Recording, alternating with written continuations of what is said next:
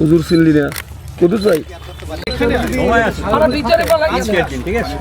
তখন প্রধান অতিথি যখন বক্তব্য দেয় তখন ওনার কাছে এটা খারাপ লাগে, উনি ঠিকভাবে এটা উপস্থাপনা করতে পারেন। আমি দেখেছি দলমত নির্বিশেষে সকলকে আমরা দেখেছি। এটা কেন ডাক্তার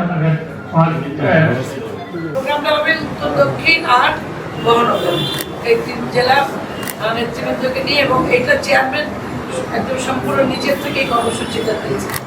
প্রধানমন্ত্রী হওয়ার প্রতি এখানে বিরাট জনসভা হওয়ার কথা, জনগণের প্রত্যাশিত অনেক কথাবার্তা, কিন্তু সেটা না, এটা যেহেতু বর্ষাকাল সময়টা প্রোগ্রামের অনুকূলে না, এই কারণেই যে উনি যেহেতু গণ্যদি আসবে ওই সাথে একটু নেতাকর্মীরা দেখে যেতে চায়, এই কারণে প্রতিনিধি আকারে একদম জেলা মহানগরের আর উত্তরের তিন জেলার সবাই আর বাকি অঙ্গ সংগঠনের প্রতিনিধিরা বিসিএস সেক্রেটারি, আর থানাতে 5 জন করে বিএনপি নেতা, সিনিয়র 5 জন, এইভাবে করে আমাদেরকে একটা নির্দেশনা দেওয়া হচ্ছে।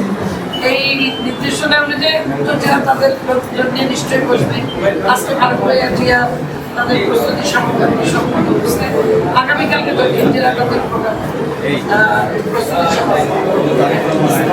যাক। আমরা 2টা প্রোগ্রাম ওনার, একটা হচ্ছে গাছ লাগানো বৃক্ষরোপণ, আরেকটা হচ্ছে আমাদের সাথে সাংগঠনিক সভা।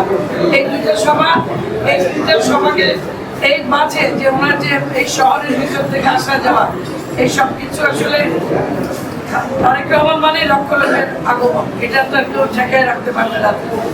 এই চিন্তা করে বিবেকের কমিশনার সাহেব বলতেছে যে আপনারা 600 লোক ওদের মধ্যে ঢুকবেন, 700ই ঢুকলেন, আর বাইরে যে 1000 লোক থাকবে, এইটা আমি কেমনি শিখলাম, এটা উনি প্রশ্ন করতেছিল।